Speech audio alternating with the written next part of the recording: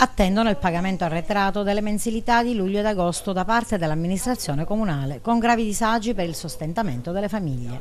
Sono i circa 170 operatori ecologici appartenenti al raggruppamento di aziende che provvede al servizio di raccolta e smaltimento dei rifiuti solidi urbani.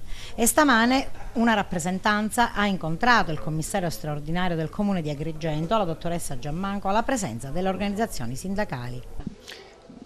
Per la situazione che si è verificata, che praticamente adesso dura da quando si è dimesso il sindaco, i tempi di attesa per il pagamento degli stipendi si è allungato tanto, perché nessuno si prende le responsabilità e aspettavamo il commissario si è insediato da più di un mese, ma le cose non sono cambiate. Noi avevamo fatto già uno sciopero precedentemente che poi all'ultimo momento si sono trovati i soldi, per cui lo abbiamo sospeso. Questo sciopero è stato proclamato già da 20 giorni. Noi avevamo chiesto un incontro con il commissario che non è avvenuto, per cui lo sciopero si deve fare. All'ordine del giorno il punto riguardante la somma che l'amministrazione comunale dovrebbe garantire mensilmente, circa 700.000 euro come retribuzione per i 170 operatori ecologici. Purtroppo c'è da dire che qua il problema non si risolve mai. Momentaneamente da circa un anno siamo in ordinanza 191, quindi il Comune per legge dovrebbe versare mensilmente naturalmente le quote spettanti alle aziende e le aziende dovrebbero versare gli stipendi.